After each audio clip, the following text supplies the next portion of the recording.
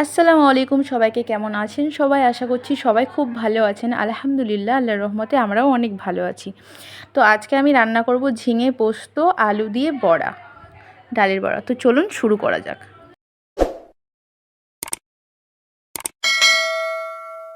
তো প্রথমেই আমি মিক্সি জারে কয়েকটা কাঁচা লঙ্কা নিয়েছি। তারপর আমি আগে থেকে ভিজিয়ে রাখা মটরের ডালগুলো দিয়ে দেবো। তো দেওয়ার পরে কিছুটা আমি জল দিয়ে দেবো এটাতে। তো জল দেওয়ার পর আমি এটা পেস্ট করে নেব। পেস্ট বলতে ওই আধ বাটা মতন। তো আমার ডালটা বাটা হয়ে গেছে। তো এবার আমি মিক্সি জার থেকে ডালটা একটা বাটিতে ঢেলে নেব। তো দেখুন, ঢেলে নেওয়ার পর আমি এটাতে কিছুটা পেঁয়াজ কুচি আর লবণ দিয়ে এটাকে মাখিয়ে নেব। তো আমার মাখানো হয়ে গেছে। তো মাখানোর পর আমি গ্যাস জ্বালিয়ে দিয়ে কড়াইটা বসিয়ে দিয়েছি। তো কড়াইটা আমার গরম হয়ে যাওয়ার পর আমি এখানে কিছুটা সরিষার তেল দিয়ে দিলাম।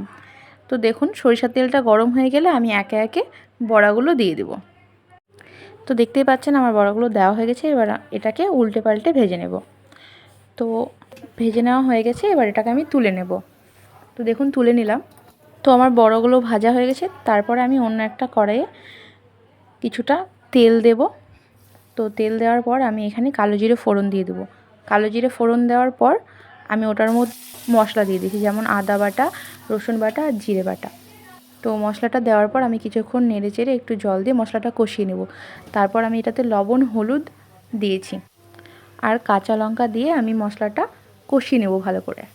তো আমার মশলাটা কষানো হয়ে গেছে, দেখতে পাচ্ছেন। তারপর আমি এখানে ঝিঙে আর আলুগুলো দিয়ে দেব।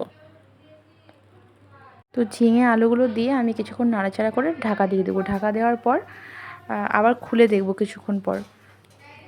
তো ভালোভাবে আমার ঝিঙে আর আলুটা কষানো হয়ে গেছে। তো এবার আমি পরিমাণ মতো এখানে জল দিয়ে দিচ্ছি। তো জল দেওয়ার পর আমার ঝোলটা ফুটে এলে আমি ওটার মধ্যে পোস্ত বাটাটা দিয়ে দিলাম। তো দেখুন, আমাদের ঝিঙে আলু ভালোভাবে সেদ্ধ হয়ে গেছে। কেটে দেখাচ্ছি, দেখে নিশ্চয়ই বুঝতে পার। তারপর ভেজে রাখা বড়াগুলো আগে দিয়ে দিচ্ছি একে একে। তারপর উপর থেকে কয়েক দানা চিনি ছড়িয়ে দিলাম আর কাঁচা লঙ্কা দিয়ে দিলাম। ফাইনালি আমাদের ঝিঙে বড়া রেডি হয়ে গেছে। সত্যি অনেক সুন্দর হয়েছিল খেতে, আপনারাও ট্রাই করে দেখতে পারেন।